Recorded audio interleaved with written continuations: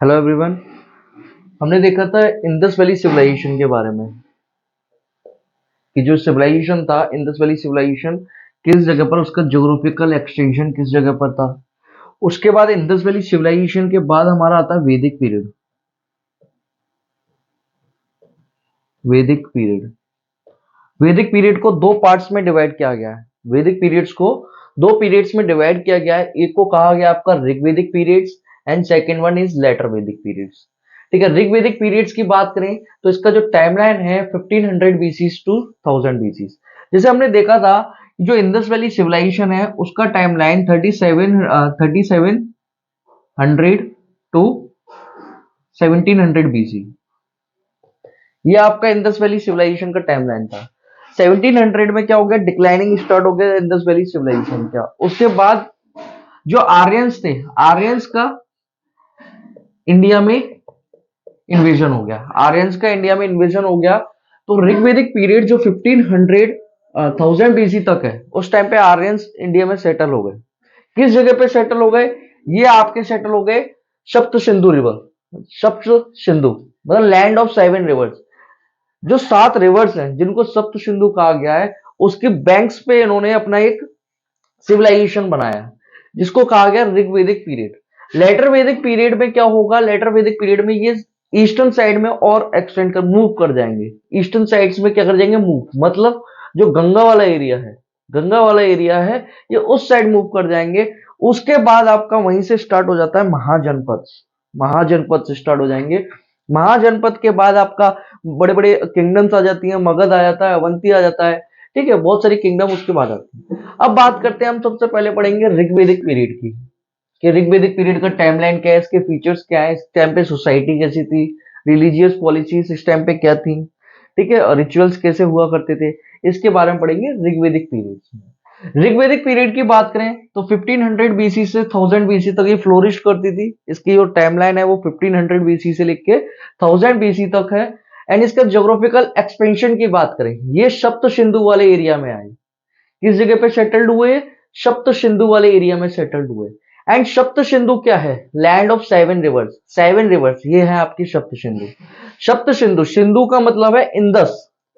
ये लोग सिंधु को इंदस बोलते थे, मतलब इंदस को सिंधु बोलते थे। ये लोग इंदस को सिंधु बोलते थे। यहीं से आपका वर्ड आता है हिंदू। ठीक है, सिंधु की बात करें तो ये इंदस को सिंधु बोलते थे।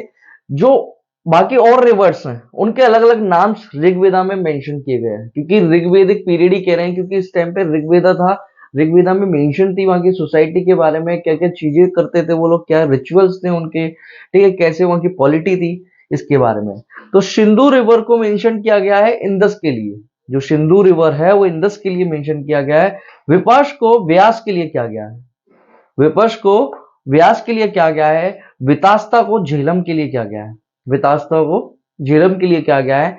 एंड पुरुषनी, पुरुषनी रवि के लिए डिनोट किया गया है। जो रवि रिवर है उसको उन्होंने पुरुषनी बोला। चेनाब को उन्होंने असीकनी बोला, असीकनी। शतलुज को शतुद्री, सतलुज को शतुद्री बोला। एंड सरस्वती, आप मान सरस्वती को तो वो जो आज के टाइम पे एग्जिस्ट नहीं करती है, वो ड्राइड अप हो गई है। उस टाइम पे इसको सरस्वती को होली रिवर कंसिडर किया जाता था इन दिस, जो आपके ऋग्वैदिक पीपल्स थे। ठीक है, रीजन कवर्ड प्रेजेंट, ये जो रीजन है इन रिवर्स का, जो रीजन है उस टाइम पे कौन कौन सा एरिया कवर्ड था उस टाइम पे, आपका अफगानिस्तान, पंजाब, हरियाणा।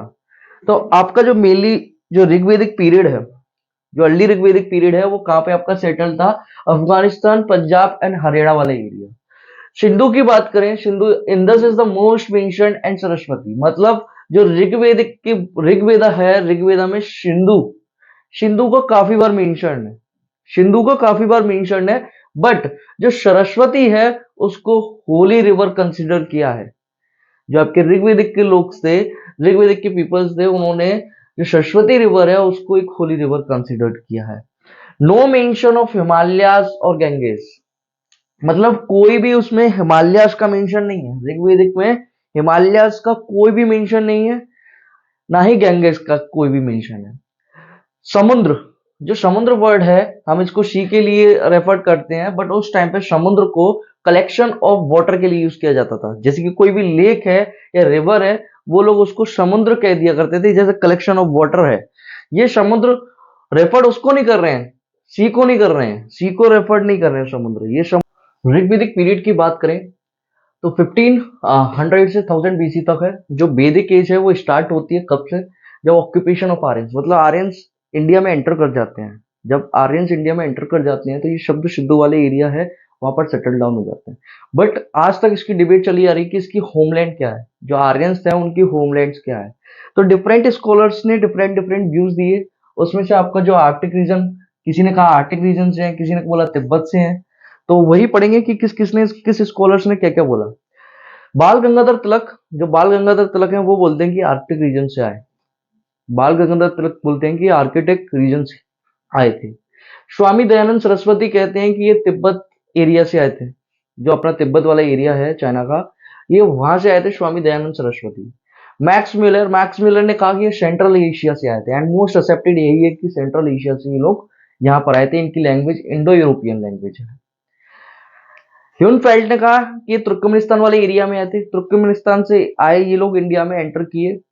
ठीक है। जेसी रोड ने कहा कि ये बक्टीरिया बक्टीरिया वाला एरिया है, वहां से ये लोग आए हैं। एंड सर विलियम जोन्स ने बोला कि ये यूरोप के हैं, यूरोप के लोग थे ये, और जो इंडिया में आके सेटल डाउन हो गए सप्त सिंधु वाले एरिया में। मॉर्गन ने कहा वेस्टर्न साइबेरियन। बट जो मोस्ट एक्सेप्टेड है वो ये है मैक्स मिलर की, ये सेंट्रल एशिया से माइग्रेट करके इंडिया में सेटल हुए सप्त सिंधु वाले एरियाज में। जो इनकी लैंग्वेज है वो है Indo European language, Indo European language. ठीक है। तो ये बात रही इनके होमलैंड होमलैंड को लेके। जितने भी स्कॉलर्स हैं उन्होंने अपने अपने डिफरेंट व्यूज, क्या क्या डिफरेंट व्यूज। मैंने बताया कि जो आर्यंस हैं आपके, आर्यंस इन्वेड किए इंडिया को, इन्वेजन किया इन्होंने, अपने सेटल्ड किए यहाँ पे। जो सप्त सिंधु वाले एरिया था वहाँ ये सेटल्ड हुए। तो आर्यंस स्मॉल विलेजेस में रहते थे। जो उनका पॉलिटिकल स्ट्रक्चर था, पॉलिटिकल स्ट्रक्चर वहाँ कैसा था, वो कैसे ये रूल किया करते थे, कैसे अपनी जितनी भी प्रॉब्लम्स आ रही हैं उनको एकजुट होकर कैसे उनको सॉल्व किया करते थे। तो एक पॉलिटिकल स्ट्रक्चर को देखेंगे कि वहाँ राजनीतिक ढांचा कैसा था। पॉलिटिकल स्ट्रक्चर की बात करें तो आर्यंस छोटे छोटे गांव में रहा करते थे। और जो फैमिली का हेडेड मेंबर्स होता था, जैसे कि एक फैमिली है, फैमिली का एक एल्डेस्ट मेंबर है, वही उसको हेड हेड मतलब हेड करेगा, हेडेड मेंबर होगा। Family is headed by eldest male members है, फीमेल मेंबर्स नहीं है, मेल मेंबर्स है। मतलब यहाँ पेट्रियार्कल सोसाइटी की बात कर रहा है वो, मेल डोमिनेटेड सोसाइटी की बात कर रहा है। तो family headed by eldest male members. और जब फैमिली बनती है तो बहुत सारी फैमिली बना के एक क्या बनता है आपका, ग्राम बनता है। क्या बनता है, एक ग्राम बनता है। और उस ग्राम का जो हेडमैन होता है वो कौन होता है आपका, ग्रामीणा। क्या होता है, ग्रामीणा। ग्रामीणा जैसे कि आपकी एक फैमिलीज है, फैमिलीज का जो समूह बन जाएगा, ग्रुप बन जाएगा, तो वो क्या कहलाएगा, एक ग्राम कहलाएगा। और ग्राम का जो हेडमैन होगा वो ग्रामीणा होगा। जब बहुत सारे ग्राम मिल जाएंगे तो वो क्या बनाएंगे, विषया बनाएंगे। विषया बनाएंगे तो उसका विषय का भी कोई हेडमैन होगा। जो हेडमैन होगा वो कौन होगा, वो होगा आपका विषयपति, वो होगा आपका विषयपति। अब बहुत सारे क्या करेंगे, ग्रुप ऑफ विषय मिला के क्या बनाएंगे, एक जन बनाएंगे, जन बनाएंगे। और उसका जो हेडमैन होगा वो होगा राजन। इसको राजन को यूनिवर्सल मोनार्क कहा है। ये सबसे ऊपर अथॉरिटी में रहेगा पूरे जो आपका एरिया है जहाँ पे सप्त सिंधु वाला एरिया है। ठीक है। राजन को एक जो टाइटल्स होते हैं, जो टाइटल्स दिए गए हैं, वो राजन को टाइटल्स दिया गया है सम्राट एंड विश्वस्य भुवनस्य राज यूनिवर्सल मोनार्क। ठीक है। मतलब विश्वस्य भुवनस्य राज यूनिवर्सल मोनार्क कहा गया है, जिसको सम्राट भी कह के बुलाया करते थे। जो किंगशिप है, जो ये किंगशिप है वो क्या है, हेरिडेटरी है।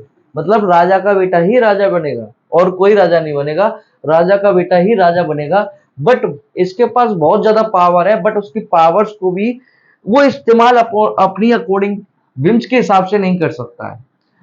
Not exercise his power according to his whims. Limitation लगी हुई है इसकी अथॉरिटी में। किसकी लिमिटेशन लगी हुई है, जो इसको असिस्ट कर रहे हैं। पुरोहित इसको असिस्ट करता है, मिनिस्टर्स हैं वो असिस्ट करते हैं। एंड पब्लिक ओपिनियन भी यहाँ मैटर करता है। Public opinion important check on authority on king. जो पब्लिक ओपिनियन है वो भी अथॉरिटी है, जो किंग की अथॉरिटी है उसको भी चेक करता है। पुरोहित की बात करें, जो किंग को असिस्ट करता है, पुरोहित किंग को असिस्ट कर रहा है, पुरोहित वो हेरिडेटरी पोस्ट है। क्या है, हेरिडेटरी पोस्ट है। मतलब पुरोहित भी, जो पुरोहित का लड़का ही पुरोहित बनेगा। ठीक है, वो भी एक हेरिडेटरी पोस्ट है। चीफ एडवाइजर होता है ये। चीफ एडवाइजर मतलब जो कितने भी कोई भी नियम बनाना है, ठीक है, कोई वॉर लड़ना है, तो ये एडवाइस करता है राजन को। And spiritual teacher, spiritual teachers भी होता है। स्पिरिचुअल टीचर्स मतलब जो भगवान से कनेक्ट करेगा, भगवान से कनेक्ट करेगा, वो spiritual teachers. Assist in war, war में भी असिस्ट करता है पुरोहित, पुरोहित वॉर में भी असिस्ट करता है। सेनानी की बात करें, सेनानी राजन का एक सेनानी होगा जो कि मिलिट्री कमांडर होता है। कौन होता है? एक मिलिट्री कमांडर होता है। सेनानी आपका क्या है? एक मिलिट्री कमांडर है। ग्रामीणा मैंने आपको बताया, विलेज का जो हेडमैन होता है वो ग्रामीणा होता है। ठीक है, ग्रामीणा कैसे बनते हैं? जो मैनी ग्रुप ऑफ फैमिलीज हैं वो एक ग्रामीणा बनाते हैं, ग्राम बनाते हैं, उसका जो हेडमैन होता है वो कौन होता है? आपका ग्रामीणा। महिषी की बात करें, चीफ क्वीन, जिसको राजमाता कहते हैं। महिषी का मतलब होता है चीफ क्वीन, जो राजमाता है आपकी। इस टाइम पे जो राजमाता होते थे उसको महिषी कहते थे। सूटा, सूटा को रिकॉर्ड कीपर, जो रिकॉर्ड कीपर है किंग का रिकॉर्ड कीपर्स होता है, उसको कहते हैं सूता। भागदूदा, भागदूदा chief revenue collector, chief revenue, भागदूदा का मतलब है चीफ रेवेन्यू कलेक्टर। अब क्वेश्चन ये आता है कि सर इस टाइम पे भी टैक्स लगता था? इस टाइम पे टैक्स तो नहीं लगता था, बट एक वॉलेंट्री, वॉलेंट्री मतलब वॉलेंट्री होता था कि जिसको देना है वो दे, उसको हम लोग भाग कहते थे। जिसको देना है टैक्स वो दे, जिसको नहीं देना वो ना दे। तो जो उसको कलेक्ट करता था उसको कहते हैं बागदूदा।